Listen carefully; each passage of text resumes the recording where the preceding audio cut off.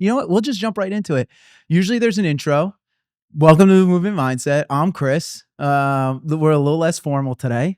I got Michelle and Kate to my left, and we're going to be talking about fitness. Obviously, we're going to be talking about what it's like to be a mom, what it's like to balance both. Both women are also coaches at our women's gym in Sparta. And so I thought it'd be a cool idea to talk through that balance, because that's something, just to zoom out a little bit and not talk about women specifically, but just parents, it's hard to juggle both. Let's just be real. And let's be honest, I have a distinct advantage over most parents because I work in the gym. Like, it would be really bad if I was like, I haven't worked out in 3 weeks. It's like, just step out of your office, bozo, you know? But I do think it's a good topic to discuss, because it's something that is very pertinent to people across all our gyms. And then especially we're in the women's gym right now, especially at this gym. So we're just gonna get some background to start. So we'll start with you, Michelle. You're the first to my left. Who are you? What do you do? I am Michelle Mangels. I'm a mom of 2, and I am a full-time PE teacher. I teach middle schoolers. September will be my 20th year, and this is my 8th year here at SA for her and my 3rd year coaching here. We talked off air. I did Michelle's initial consultation, and it was great because she walked in, she brought her 2 kids.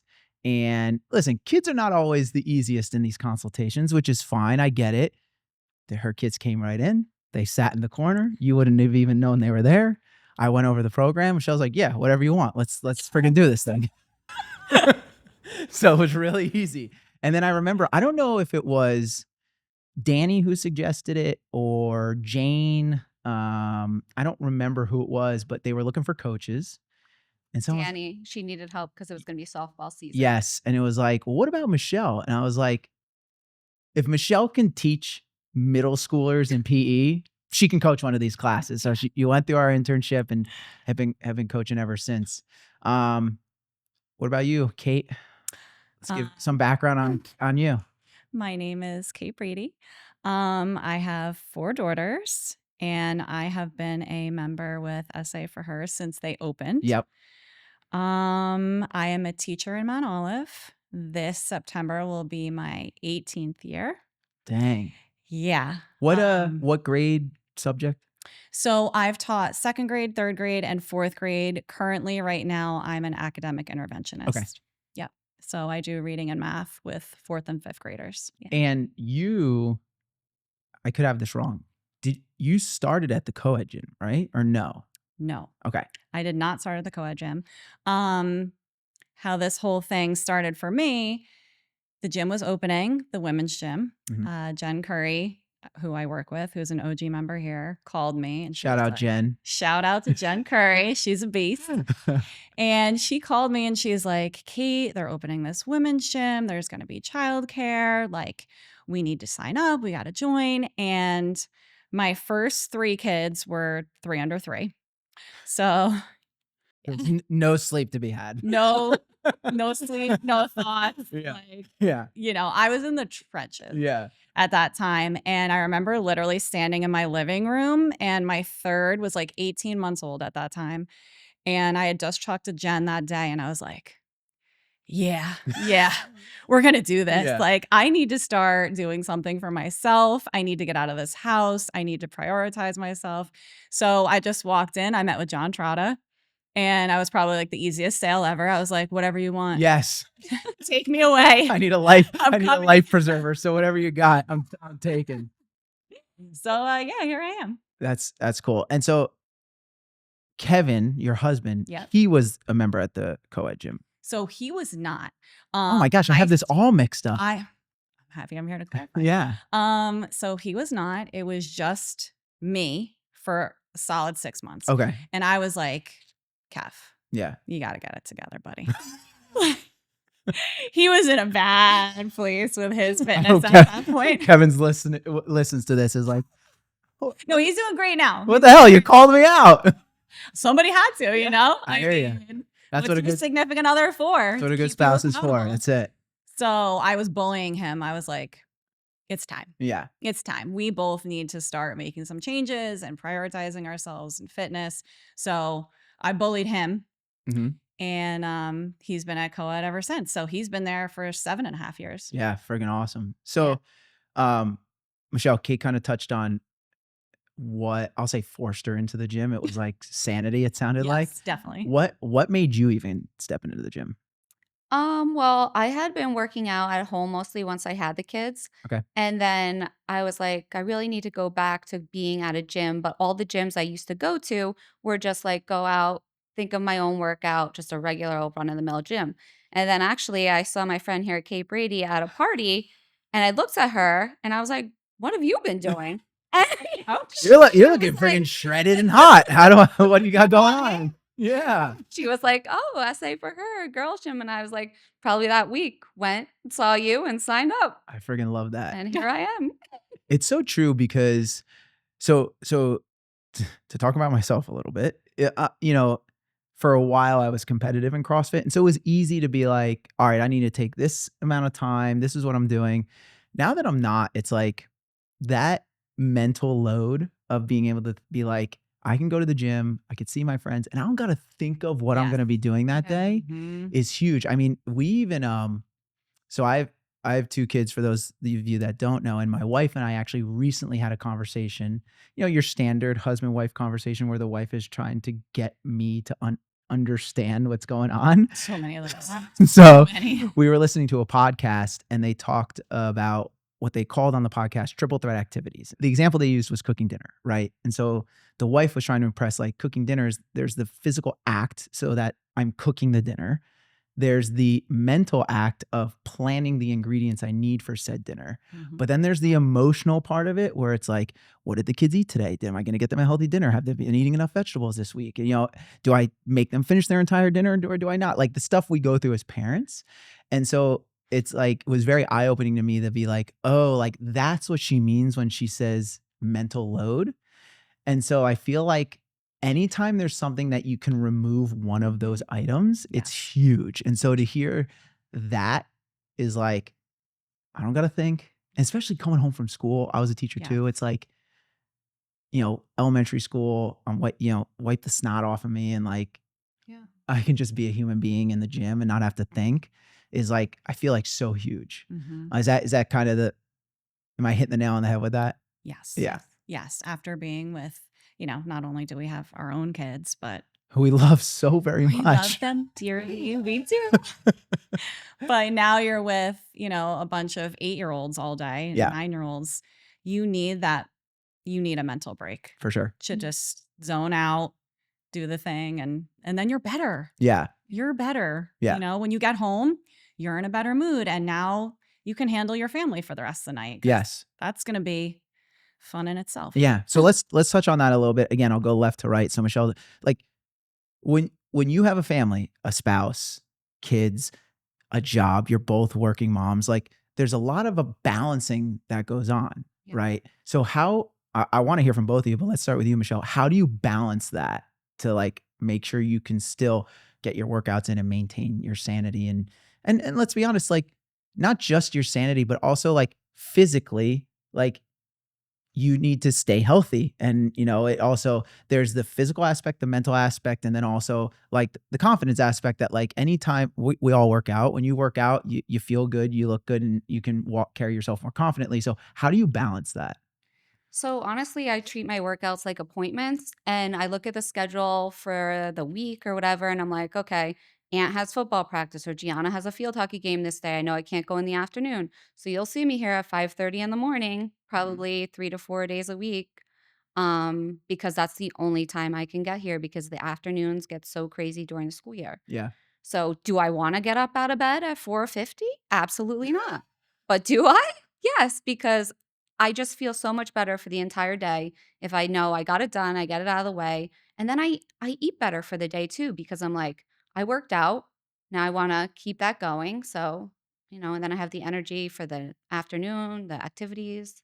It's funny you should say that. Like when I was doing more consultations, you would think, or, I would think like people would be like, oh, I work out. And so I earned X and I can eat.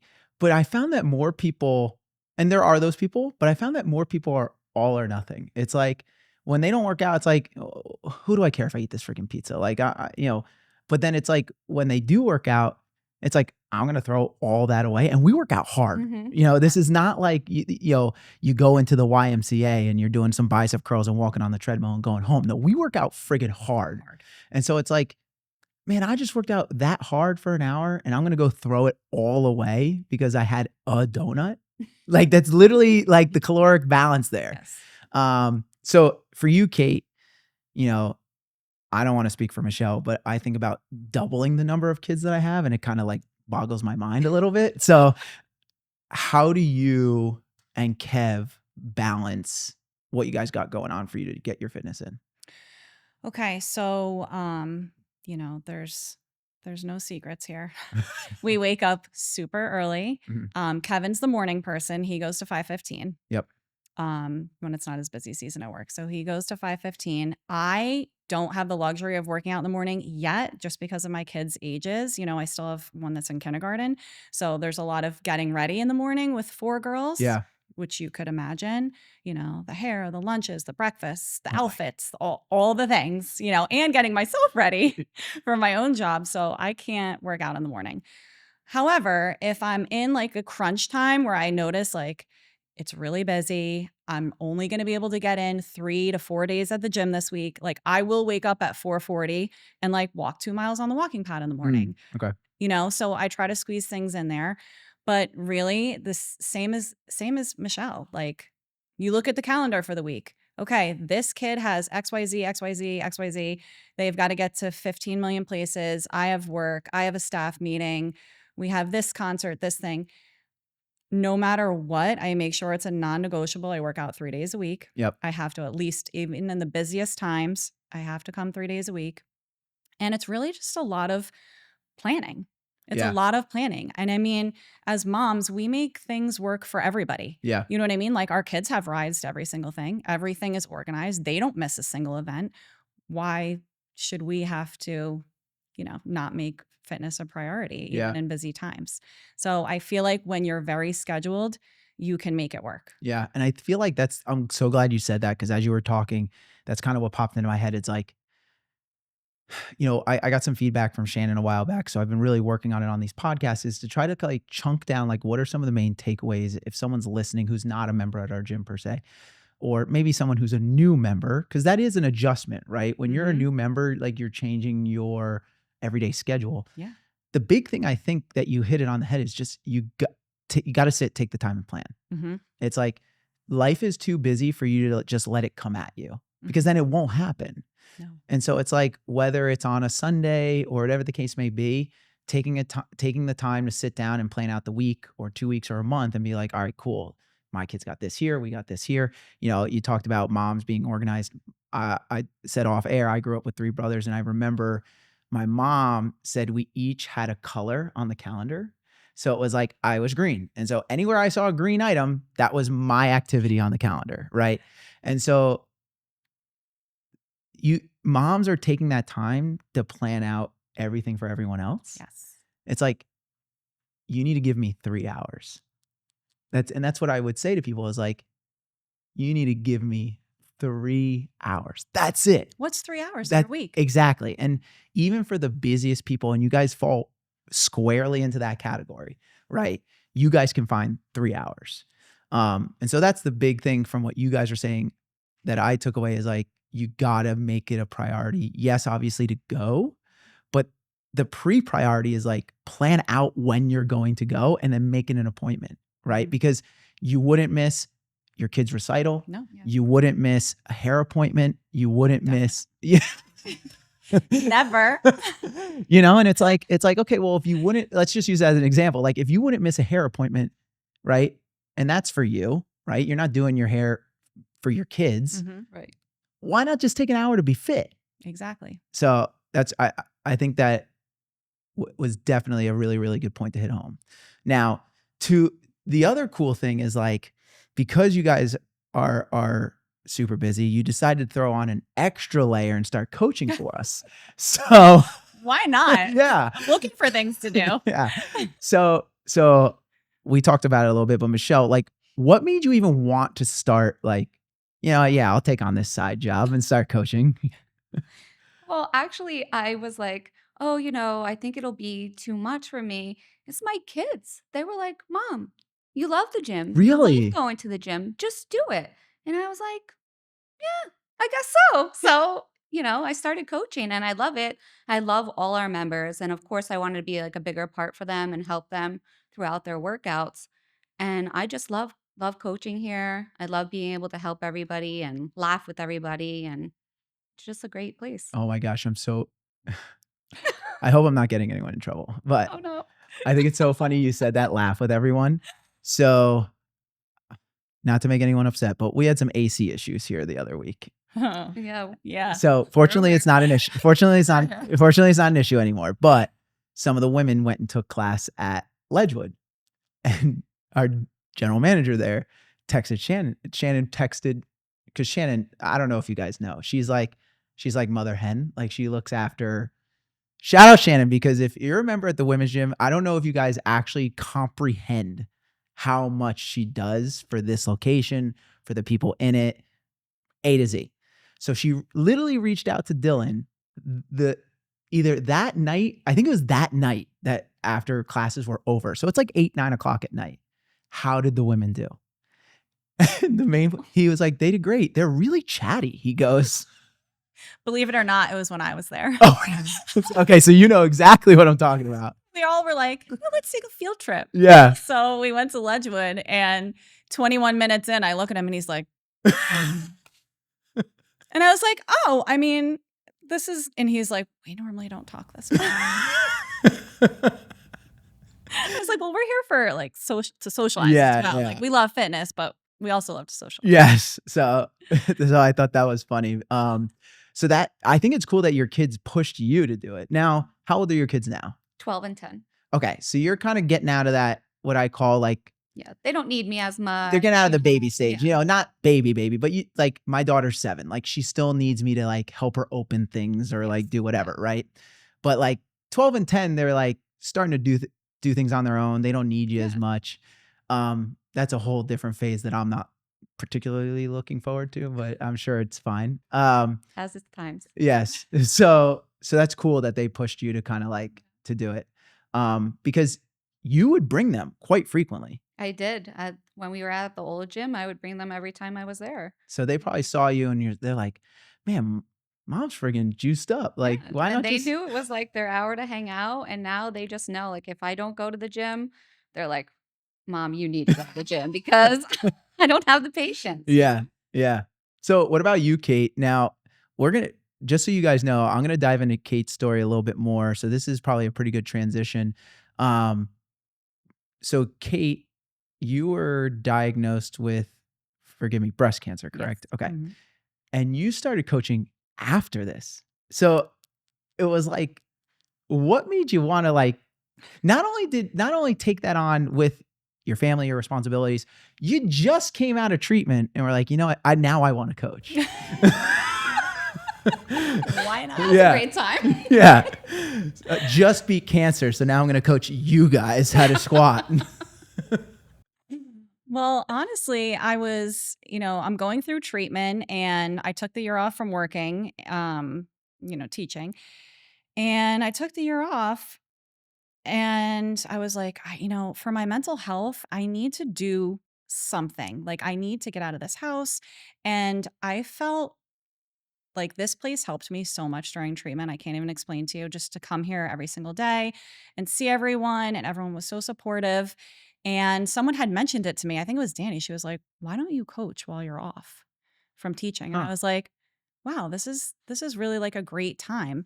And you know what? I ran with it. I'm like, let's just do this. And it gave me like an extra sense of purpose. Like, okay, I have to go to the gym today. Yeah. You know what I mean? I have to coach today. No matter how I was feeling, I'm coming in. And I hope that it motivated people.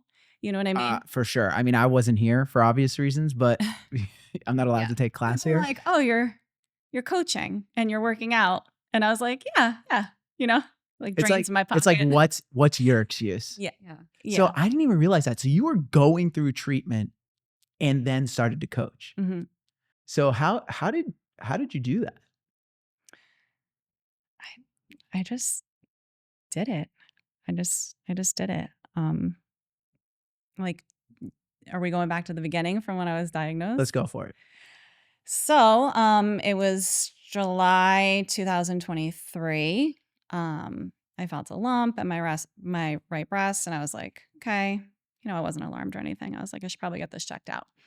So I went to the doctor, and they weren't alarmed either. But at the time, I had just turned 37. So, you don't get your first mammogram or ultrasound or anything until you're 40.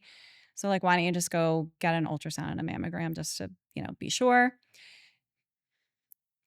Surprise, surprise. Yeah. So, that 15-minute appointment turned into a 4-hour appointment. Wow. Yeah. Yeah. So, I knew it wasn't going well when, you start to get a lot of sad eyes. Yeah. Yeah.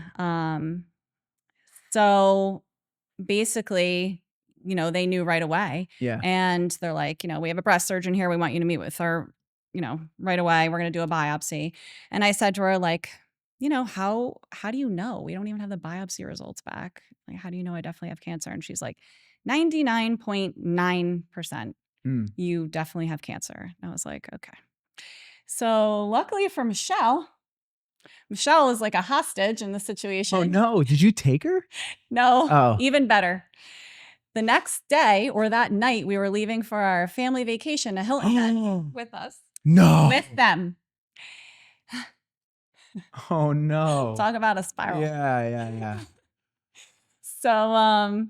So yeah, so they're like, when are you going to be back from vacation? And I was like, well, in a week. They're like, we got to get started. Wow, I didn't realize it was, like, that quick. Yeah, it was quick. So the whole time we were on vacation, they were getting the results from my biopsy. And of course, every single day there would be a new phone call. It's grade 3, which is the worst type of tumor you can have. Mm. Then the next day they would call. It's HER2 positive, which, they're like, don't Google. Obviously you're Googling. It's a very aggressive and fast spreading cancer. So I'm like, okay. Then the next day they're like, we found out that it's grown outside of the tumor. Oh my gosh. Yeah. So that was rough. That was a tough pill to swallow. So we get home. I go to the doctor. It's never ending tests. We're trying to figure out a treatment plan. I now go get my lymph nodes biopsied, so we can figure out if it had spread to my lymph nodes. And it was negative. But that Okay. was a short-lived Oh. victory. So they planned my mastectomy. I had my mastectomy. And during that, they had figured out that it did spread throughout my chest and into my lymph nodes. Ugh. Yes. So once we knew that, we made a treatment plan. And 3 weeks later, I started with chemo. I had 4 rounds of TCHP chemo, which is 2 chemo drugs simultaneously and 2 immunotherapy drugs. Mhm. That was for 4 months. That was literal hell. And then once we finished that, I moved on to 28 rounds of radiation. Yeah, to my chest, my back, and my lymph nodes. After those 28 rounds, I did 18 rounds of immunotherapy, which is, directly targets the type of cancer that I had. And in between then, 2 reconstruction surgeries and a whole lot of fun. Yeah. Yeah. What keeps you kinda, like, just one foot in front of the other during that whole process? I don't know. You just keep going. You Mhm. just have to keep going for your kids. Yeah. You just one step in front of the other, take it day by day. Um, the gym was a big part of that. I really needed to kind of restore a sense of normalcy and control over my life. And the only way really to do that is to keep going with your daily life. Um, for my kids, my main goal obviously is to not traumatize my kids throughout this entire thing. But I wanted them to see, okay, well, mom's getting up. Mom's out of bed. Mom's making breakfast. She's packing our lunches. She's going to the gym. How sick could my mom really be if she can still go to the gym every single day and do a workout and do all the things? And you just have to keep going. And what's really hard about when you're going through cancer treatment is you have no control. Yeah. You know, you kind of like relinquish any bit of control you have of your body physically. During cancer treatment, you lose like 20 to 70% of your muscle mass. So for me, I was like, this is kind of like a non negotiable. We're not doing this. I Yeah. didn't just work out for all these years and strength train this hard to start day one. Yeah. You know what I mean? And just the whole time, I just had to keep reminding myself, this is temporary. Where do I want to be when I get to the other side of this? Do I want to start at day one, or do I want to just kind of rebuild what I already have? So I felt like if I was consistent, stayed with my daily life, kept up my normal routines, it would be easier for me and my kids to just bounce back into normal life. Yeah.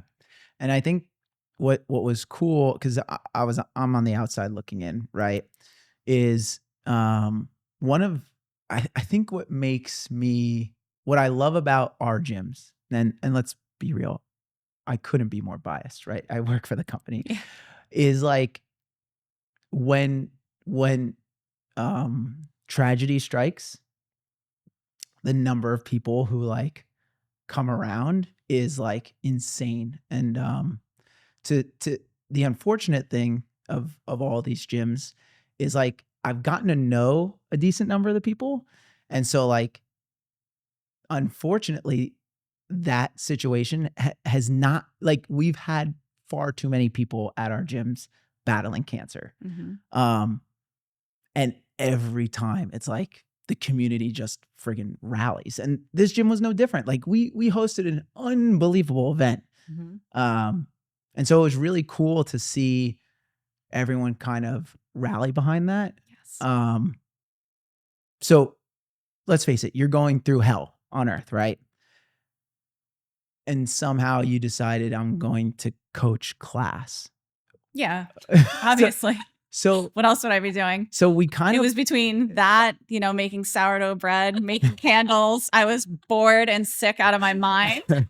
Why is sourdough the go-to? Like during COVID too. Do you remember that? I know JJ doesn't have a mic, but I'm going to loop him in anyways.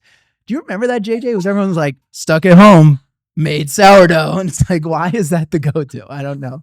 Literally, that's all. So time consuming. You could only do it during COVID because during the regular. Are you a sourdough when you maker? have cancer? I was making it too. She was.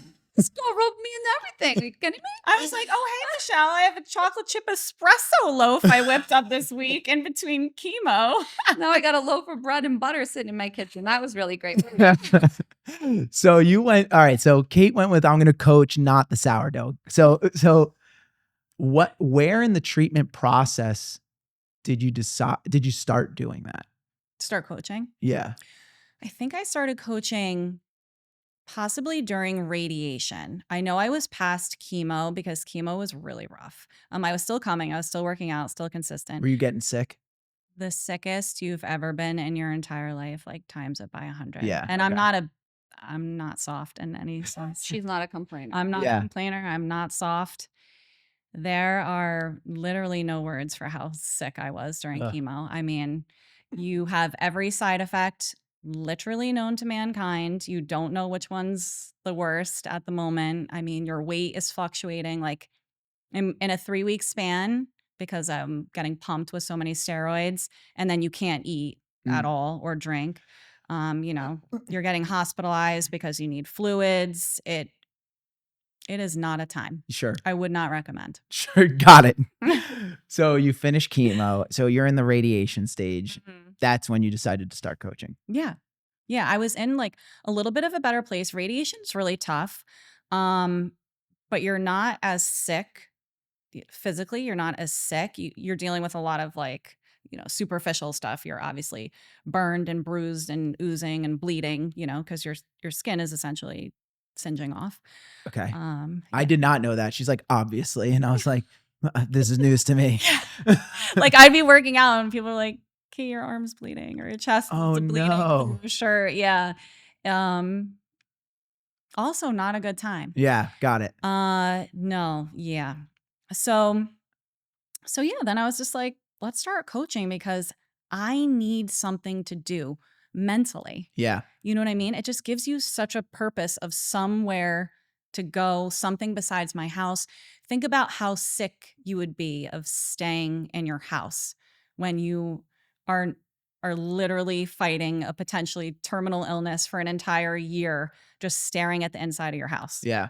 And I am not like I love my home, but I also need to be out and about and Sure. socialize. So I'm like, this is great. This will Yeah. give me a purpose. And you're just looking for a purpose sometimes when you're going through hell. Again, across our gyms, unfortunately, there's been situations where people have had to deal with cancer, but not even let's not even look at cancer specifically, but just um I don't know, horrible life events, you know what I mean? If you had to like truncate down your experience to be like, if I could provide one piece of advice to someone going through something like I went through, whether it's cancer specifically or something horrible, a sick child, a divorce, or whatever, what would you tell that person to help push through it and utilize the gym to help them get through that situation? Um, I would say, well, obviously, just because I'm familiar with cancer, Mhm. if you are facing something medical, the beginning's the hardest part because Okay. there's a lot of waiting. It's going to be hard, but people don't realize you can do hard things. Yeah. You know what I mean? And just to remember that things are temporary. If you told me this time last year, which this time last year I was still in treatment. This was only a year ago. Yeah. Yeah. I didn't finish treatment until the end of July 31st, 2024. I finished treatment. That's so crazy. Cause I'll let you finish. I'm so sorry. No, you're fine. But like Shannon would update me. It was a long year. That it feels Sure like was. Yeah, sorry. Was it, Chris? Yeah. Because I'm like, I felt like that was a while ago. No. Mm-mm. Wow. Well, first off, congrats. Thank you. That's really cool. Like that's definitely an anniversary we look forward to. Yes. Yeah. So, anyways, continue. Once you kind of have an understanding of what's actually happening, you can kind of wrap your head around it. You're going to feel a wave of emotions. That's totally normal. You're going to have to really sit with them. But honestly, you're going to come out better. Like, I feel like, and I'm not even going to use the word blessed, but your perspectives completely change when you go through really hard things. You come out better and stronger and a totally better version of yourself. You really do. And I feel like it really pushed me to just stop and appreciate all the simple things. You know Yeah. what I mean? Like, I feel like as a whole, a lot of people, don't really, they kind of like take advantage of their body. But once you realize when you're facing, any type of illness, you know how important it is to focus on your health and fitness and making sure you stay consistent because really I'm always thinking about what's for my future self. Like, what would my future self thank me for? And I know that every single day that I come to the gym and I get stronger and I keep working out and I'm consistent and I'm dedicated, my future self will thank me. It will pay off. You know what I mean? To Yeah. become a better and stronger version of yourself. Cool. I love that. Michelle, I want you to kind of give me similar thing, like a nugget for the moms out there trying to organize things. But before we do that, this just popped into my head. What was that vacation like for you? Well, I'll tell you, Chris, we drank a lot of wine. I said to my doctors before we went, they're like, well, you already have cancer. What's a couple of glasses They're like, of wine? and you're about to have a really bad year, so have a lot of fun. Yeah. And I was like, Michelle. Because like again, the person going through it, that's the hardest thing. But I would being the support system is not easy either. Yeah, and also, like, none of the kids knew. So we're Right. all on this vacation together, like, putting on smiley faces Yeah, and because let's go do you don't this. want it to be like, hey, where'd you go on vacation? Hilton Head. Hilton Head. Hey, it's really nice. Hey, welcome to Hilton Head. By the way, kids, like, Yeah. yeah, Mm-hmm. So, I mean, every day, and she'd be taking phone calls, and she would walk away and go to the beach and, talk to the doctors and stuff. And, you're just trying to have a regular vacation, even though it's not a regular right. vacation. I think we did a really great job. Okay. The kids had a great time. Um, Nobody knew. yeah, we They had a didn't good know. time, even though we knew, Mhm. and we tried to make the best of it. So I'm I'm a mom. I'm looking to get involved in fitness. We kind of went over tactically some of the things you could do, right? Like, hey, sit down on a Sunday, plan things out, make it an appointment, Yeah. make it non-negotiable. Is there anything we missed that you're like, hey, if I could provide one nugget to, you know, Michelle or Kate X number of years ago, what would you say to them? Honestly, well, fitness is self-care. So you need to think of it that way because, again, nobody's missing their nail appointment. So go do it.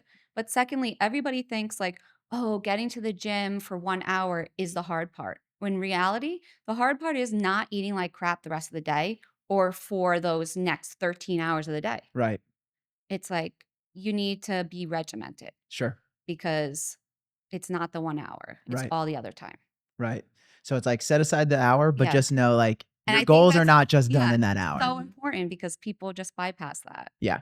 Anything I missed, ladies, that you want to touch on before we hop off? They were super nervous, guys, and freaking crushed it. So good job.